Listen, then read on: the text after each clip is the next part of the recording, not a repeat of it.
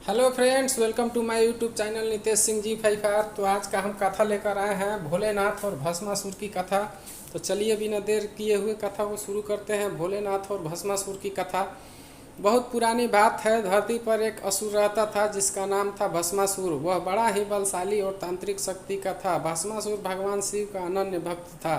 वह चाहता था कि उसके पास ऐसी शक्ति हो जिससे वह चाहे उसे तुरंत भस्म कर सके। अपनी इसी इच्छा को लेकर भस्मासुर ने गहरी तपस्या शुरू कर दी। वह घने जंगलों में जाकर शिवलिंग के सामने बैठ गया और वर्षों तक कठिन साधना करता रहा। वह भूखा प्यासा रहकर केवल भोलेनाथ का ध्यान करता रहा। उसकी कठोर तपस्या देखकर अंततः भगवान शिव प्रसन्न हुए और उसके सामने प्रकट होकर बोले, वत्स, मैं तुम्हारी भक्ति से प्रसन्न हूँ, मांगो क्या वर चाहिए।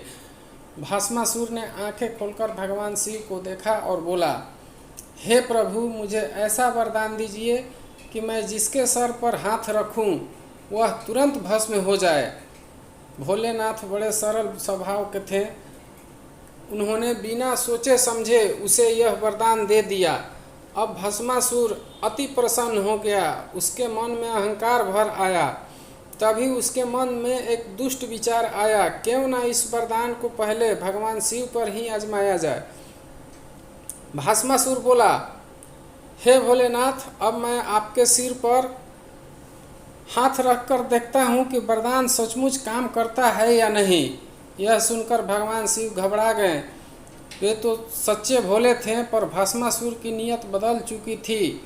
अब भगवान शिव अपनी जान बचाने के लिए भागने लगे। वे पर्वत, जंगल और नदी नालों में छुपते रहे, लेकिन भस्मासुर उनका पीछा करता रहा। आखिरकार सभी देवता चिंतित हो गए और वे भगवान विष्णु के पास पहुँचे और सारी बात बताई। भगवान विष्णु मुस्कुराए और बोले, चिंता मत करो, इस समस्या का हल निकालता हूँ।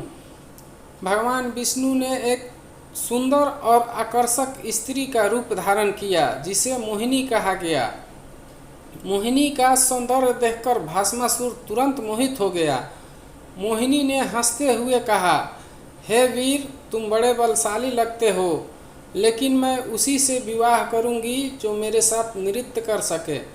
भस्मासुर अपने बल पर गर्व करता था। उसने चुनौती स्वीकार कर ली और मोहिनी ने नृत्य करना शुरू किया। भस्मासुर भी उसकी हर मुद्रा का नकल करता गया। कभी हाथ ऊपर, कभी हाथ नीचे, कभी कमर मटकाना, कभी घूमना। फिर मोहिनी ने चालाकी से ऐसी मुद्रा बनाई कि उसने अपने सिर पर हाथ रख लिया। भस्मासुर भी उसकी नकल में अपने सिर पर हाथ रख बैठा। जैसे ही उसने ऐसा किया,